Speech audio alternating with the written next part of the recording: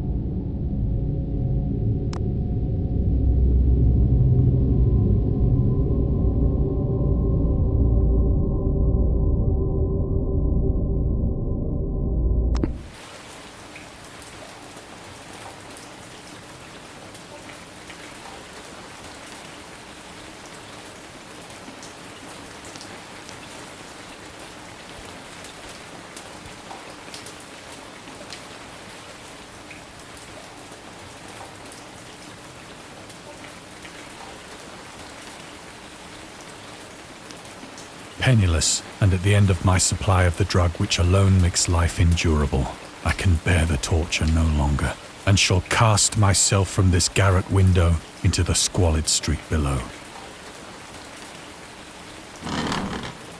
Do not think from my slavery to morphine that I am a weakling or a degenerate. When you have read these hastily scrawled pages, you may guess, though never fully realize, why it is that I must have forgetfulness or death.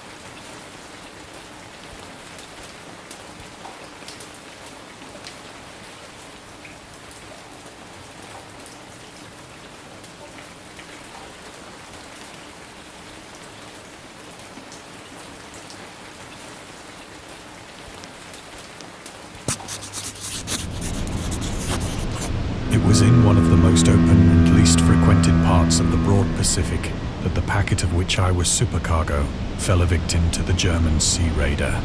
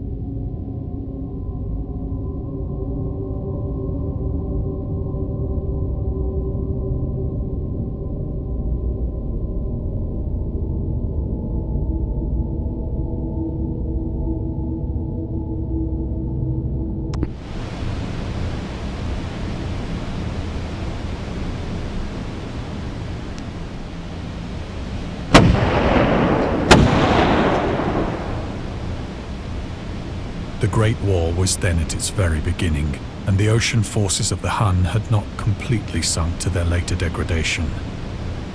so that our vessel was made a legitimate prize, whilst we of her crew were treated with all the fairness and consideration due us as naval prisoners.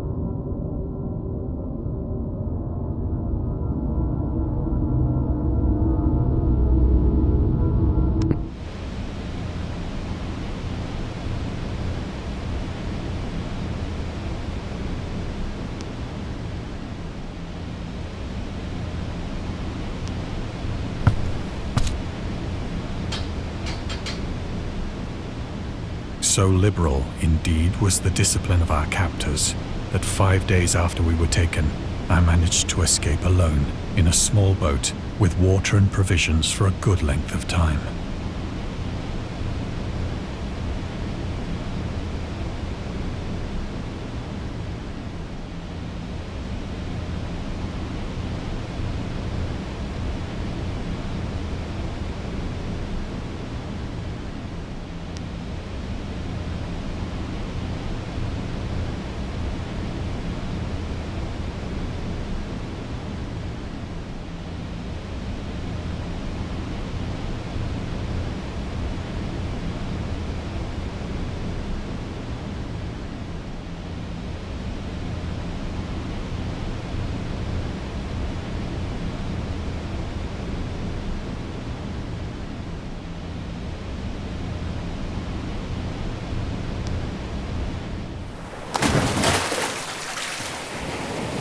When I finally found myself adrift and free, I had but little idea of my surroundings.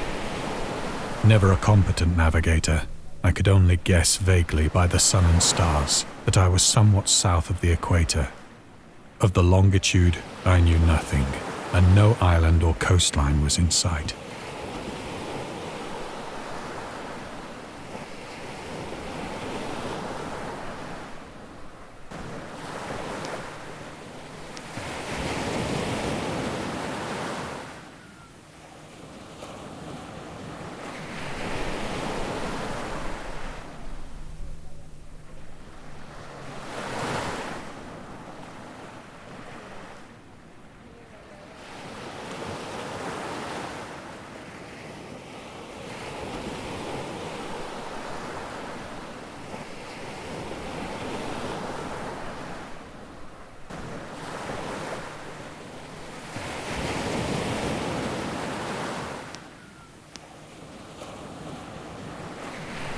The weather kept fair, and for uncounted days I drifted aimlessly beneath the scorching sun, waiting either for some passing ship or to be cast on the shores of some habitable land.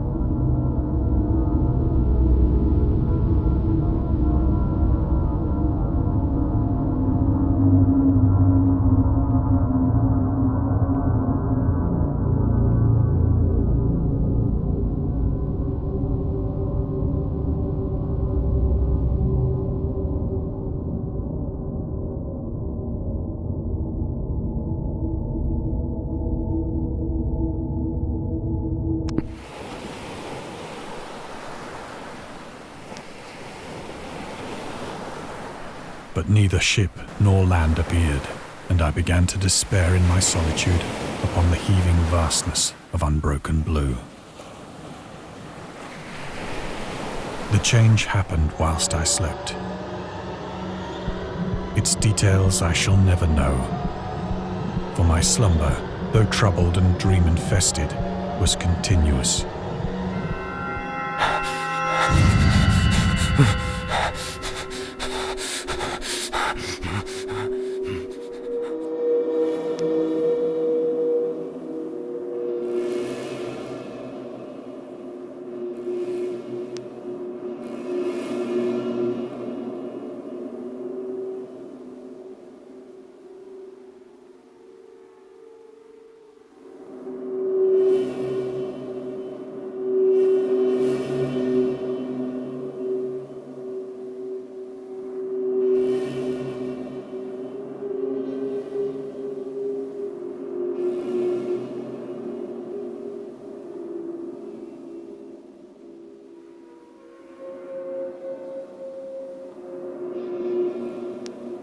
When at last I awoke, it was to discover myself half sucked into a slimy expanse of hellish black mire, which extended about me in monotonous undulations as far as I could see, and in which my boat lay grounded some distance away. Though one might well imagine that my first sensation would be of wonder at so prodigious and unexpected a transformation of scenery, I was in reality more horrified than astonished. For there was in the air and in the rotting soil a sinister quality which chilled me to the very core. The region was putrid with the carcasses of decaying fish and of other less describable things which I saw protruding from the nasty mud of the unending plain. Perhaps I should not hope to convey in mere words the unutterable hideousness that can dwell in absolute silence and barren immensity. There was nothing within hearing and nothing in sight save a vast reach of black slime, yet the very completeness of the stillness and the homogeneity of the landscape oppressed me with a nauseating fear. The sun was blazing down from a sky which seemed to me almost black in its cloudless cruelty, as though reflecting the inky marsh beneath my feet.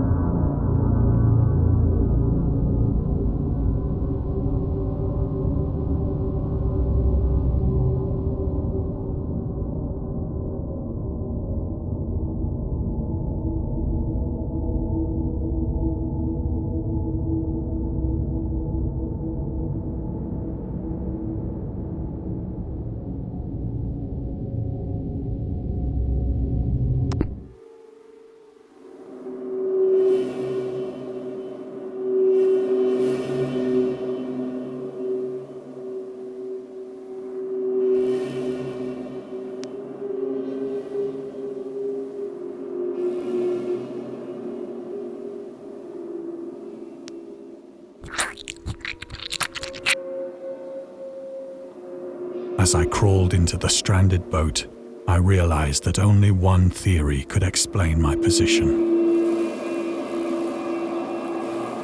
Through some unprecedented volcanic upheaval, a portion of the ocean floor must have been thrown to the surface, exposing regions for which innumerable millions of years had lain hidden under unfathomable watery depths. So great was the extent of the new land which had risen beneath me, that I could not detect the faintest noise of the surging ocean, straining my ears as I might. Nor were there any seafowl to prey upon the dead things.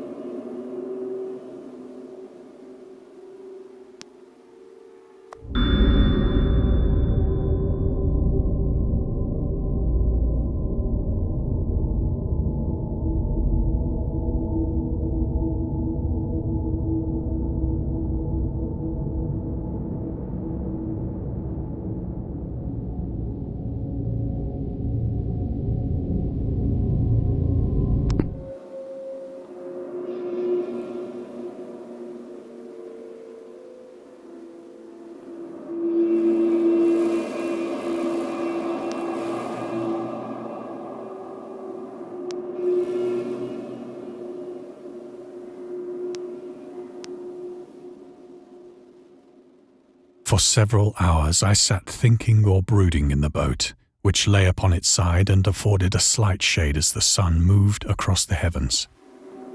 As the day progressed, the ground lost some of its stickiness and seemed likely to dry sufficiently for traveling purposes in a short time. That night I slept but little, and the next day I made for myself a pack containing food and water, preparatory to an overland journey in search of the vanished sea and possible rescue.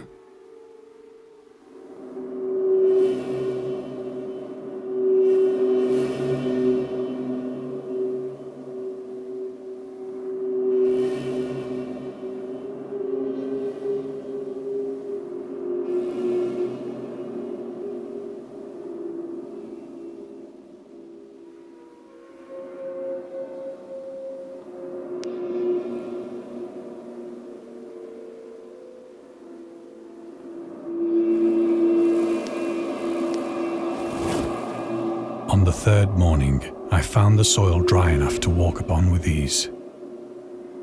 The odor of the fish was maddening, but I was too much concerned with graver things to mind so slight an evil, and set out boldly for an unknown goal.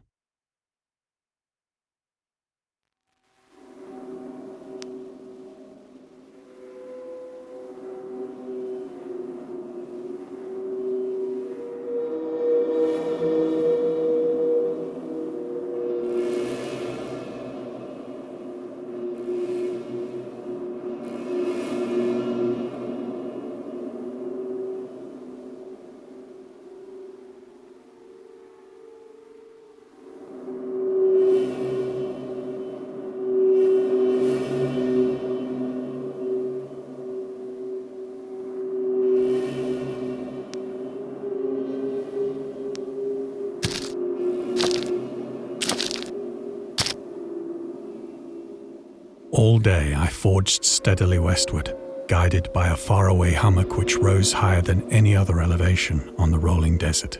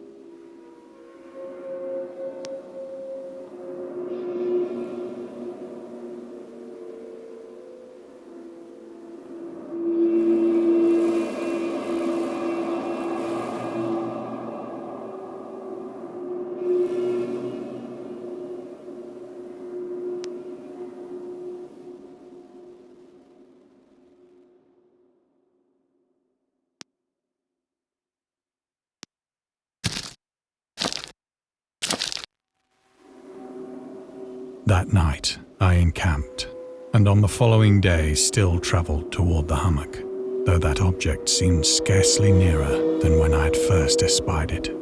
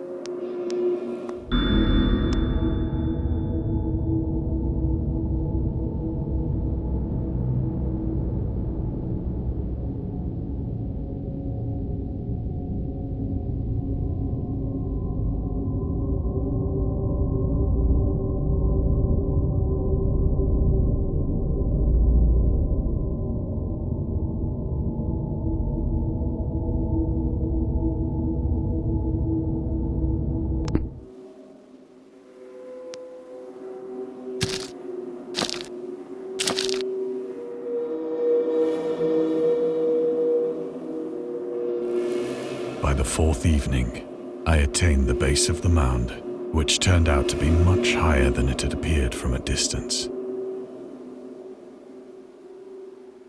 An intervening valley setting it out in sharper relief from the general surface. Too weary to ascend, I slept in the shadow of the hill. I know not why my dreams were so wild that night, but ere the waning and fantastically gibbous moon had risen far above the eastern plain, I was awake in a cold perspiration, determined to sleep no more. Such visions as I had experienced were too much for me to endure again, and in the glow of the moon I saw how unwise I had been to travel by day. Without the glare of the parching sun, my journey would have cost me less energy. Indeed, I now felt quite able to perform the ascent which had deterred me at sunset. Picking up my pack, I started for the crest of the eminence.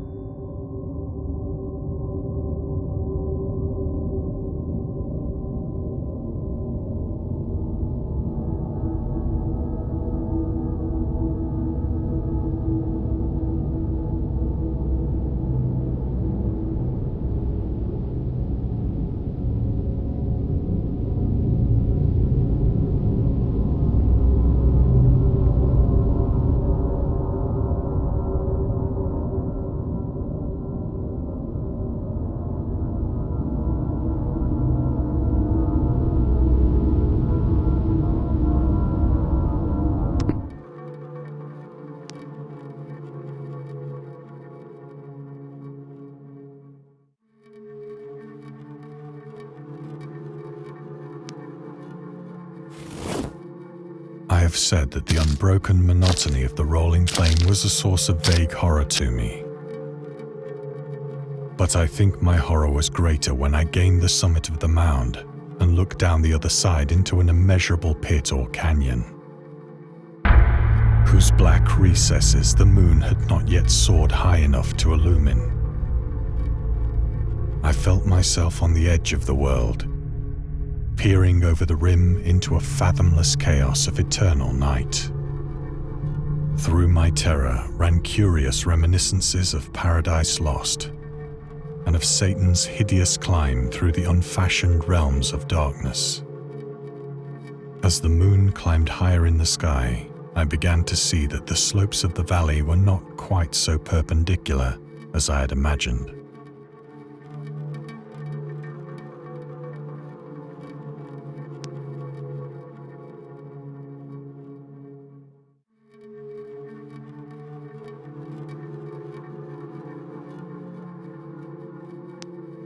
Ledges and outcroppings of rock afforded fairly easy footholds for a descent, whilst after a drop of only a few hundred feet, the declivity became very gradual.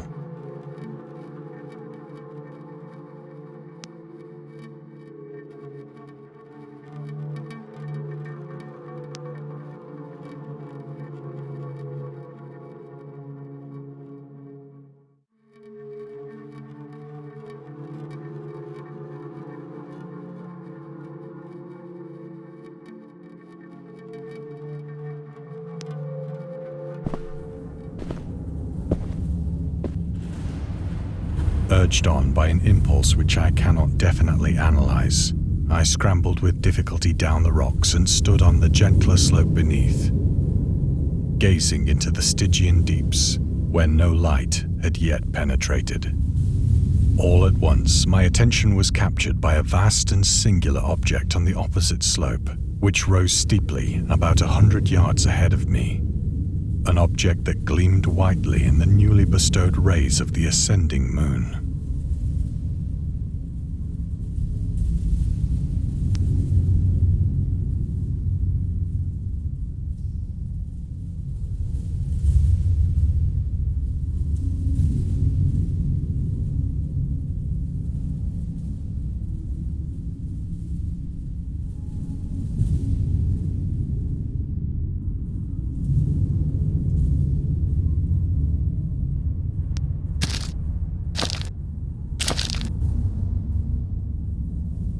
that it was merely a gigantic piece of stone, I soon assured myself. But I was conscious of a distinct impression that its contour and position were not altogether the work of nature.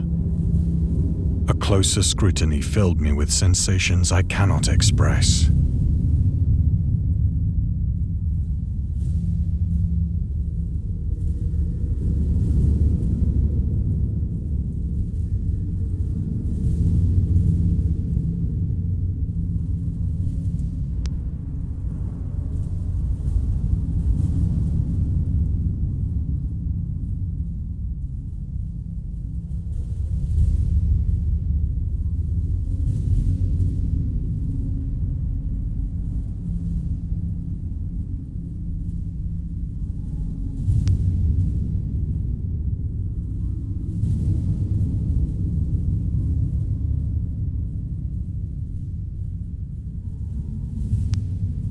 For despite its enormous magnitude and its position in an abyss which had yawned at the bottom of the sea since the world was young, I perceived beyond a doubt that the strange object was a well-shaped monolith, whose massive bulk had known the workmanship and perhaps the worship of living and thinking creatures.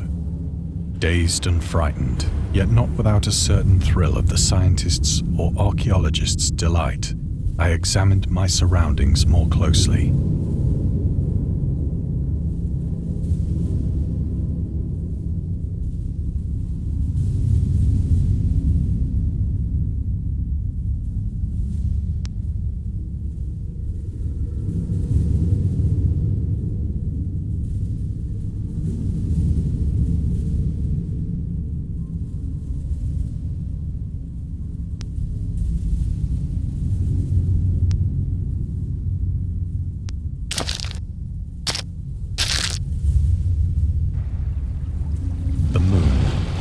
The zenith shone weirdly and vividly above the towering steeps that hemmed in the chasm,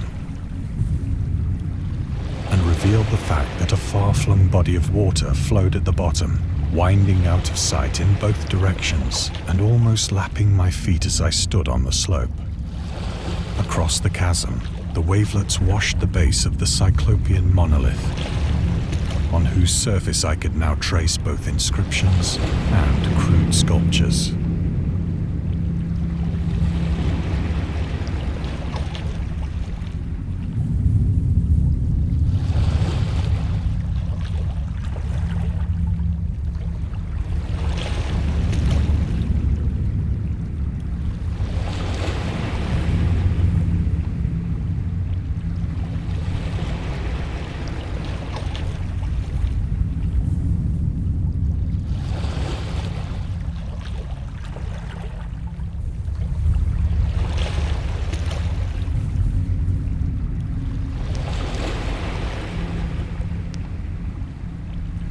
The writing was in a system of hieroglyphics unknown to me and unlike anything I'd ever seen in books, consisting for the most part of conventionalized aquatic symbols such as fishes, eels, octopi, crustaceans, mollusks, whales, and the like. Several characters obviously represented marine things which are unknown to the modern world, but whose decomposing forms I had observed on the ocean-risen plain. It was the pictorial carving, however, that did most to hold me spellbound.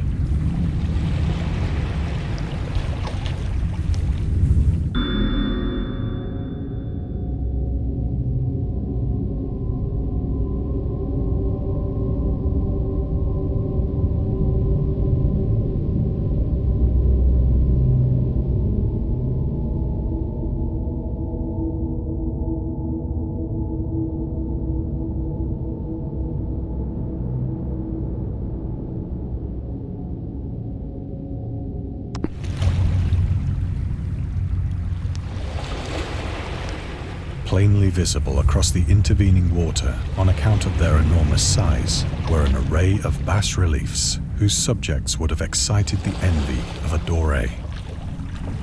I think that these things were supposed to depict men, at least a certain sort of men.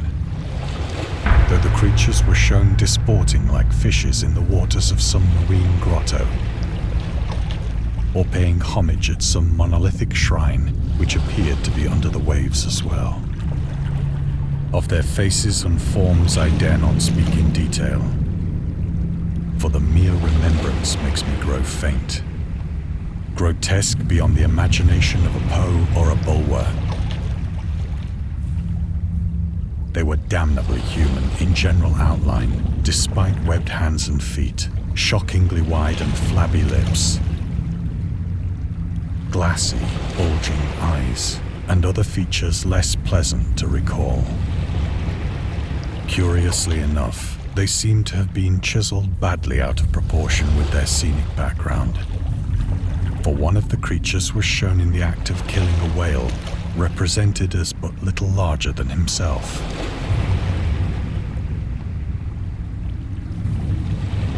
I remarked, as I say, their grotesqueness and strange size, but in a moment decided that they were merely the imaginary gods of some primitive fishing or seafaring tribe. Some tribe whose last descendant had perished eras before the first ancestor of the Piltdown or Neanderthal man was born.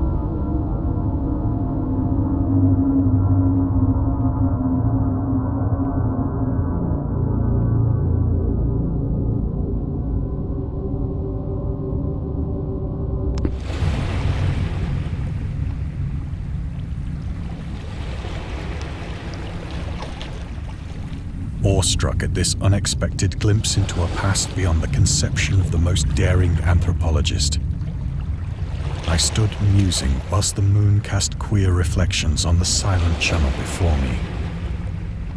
Then, suddenly, I saw it.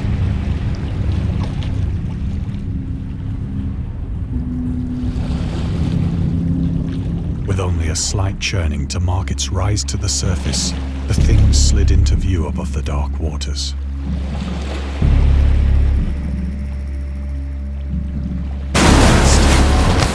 Fiend-like and loathsome, it darted like a stupendous monster of nightmares to the monolith, about which it flung its gigantic scaly arms, the while it bowed its hideous head and gave vent to certain measured sounds.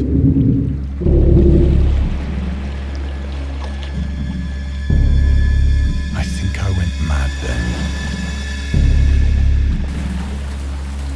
Of my frantic ascent of the sloping cliff and of my delirious journey back to the stranded boat, I remember little.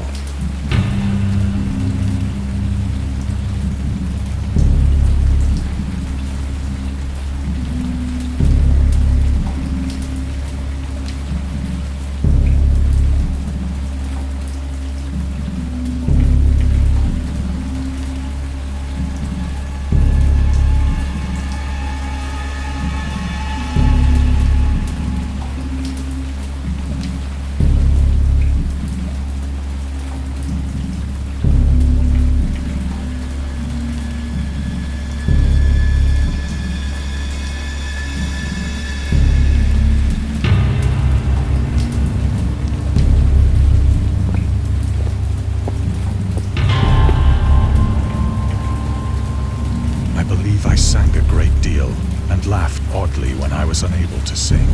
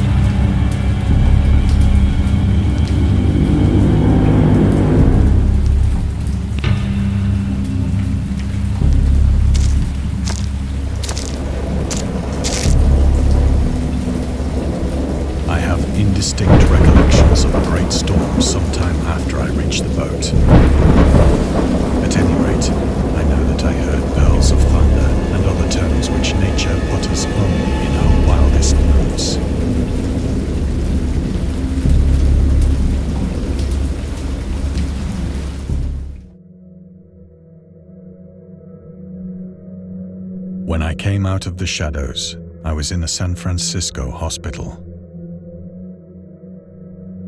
Brought thither by the captain of the American ship which had picked up my boat in mid-ocean. In my delirium, I had said much, but found that my words had been given scant attention. Of any land upheaval in the Pacific, my rescuers knew nothing. Nor did I deem it necessary to insist upon a thing which I knew they could not believe.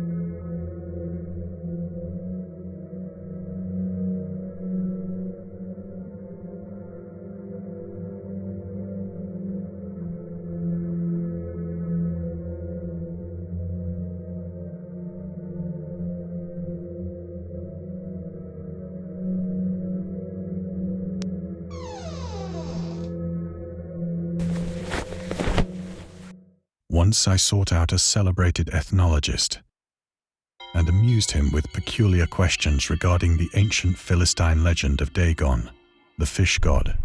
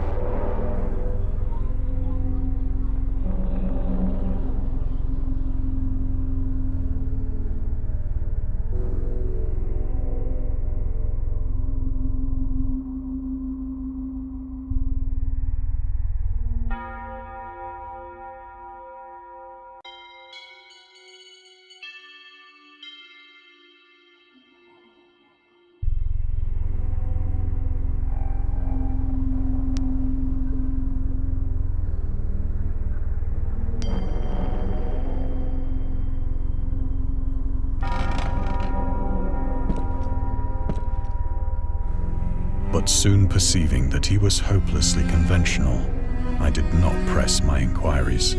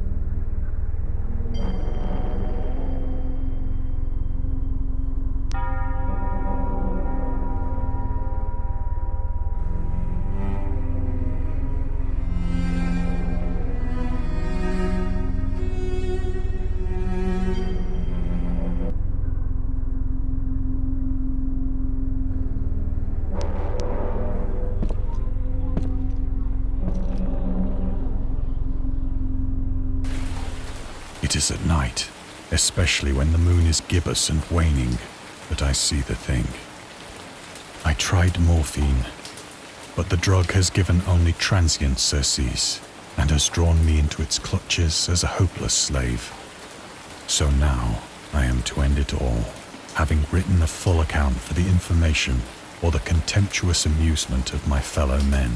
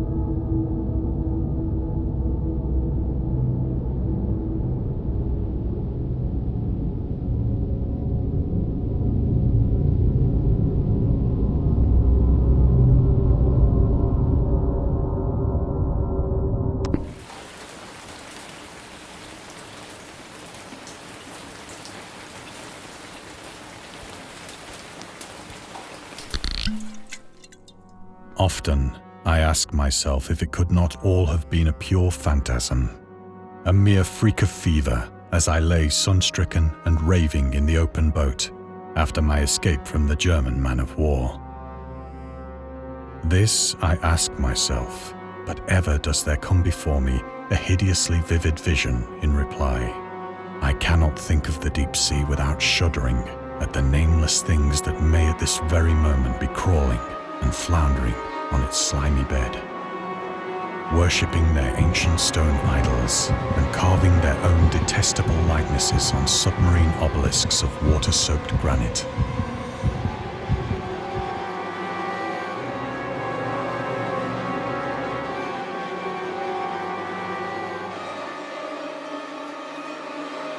I dream of a day when they may rise above the billows to drag down into their reeking talons the remnants of puny, war-exhausted mankind.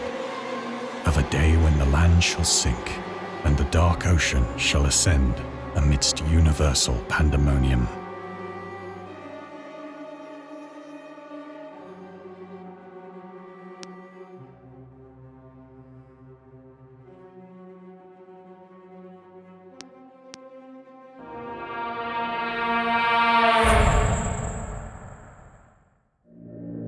The end is near. I hear a noise at the door, as of some immense slippery body lumbering against it.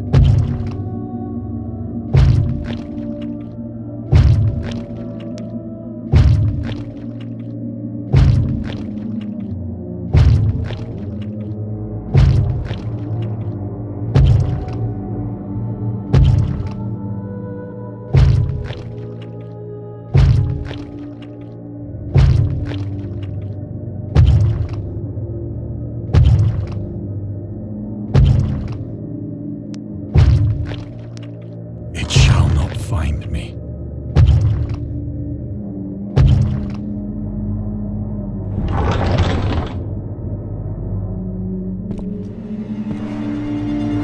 God, that hand!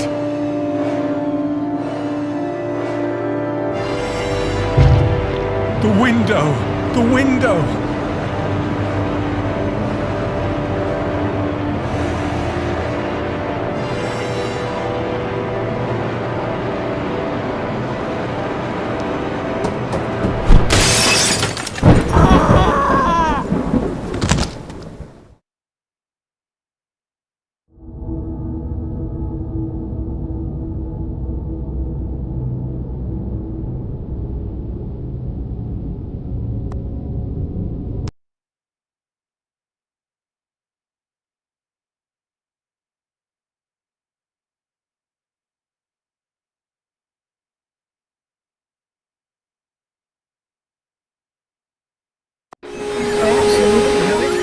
And scary stories have been accompanying men for centuries. They have many faces and forms, but what is their purpose?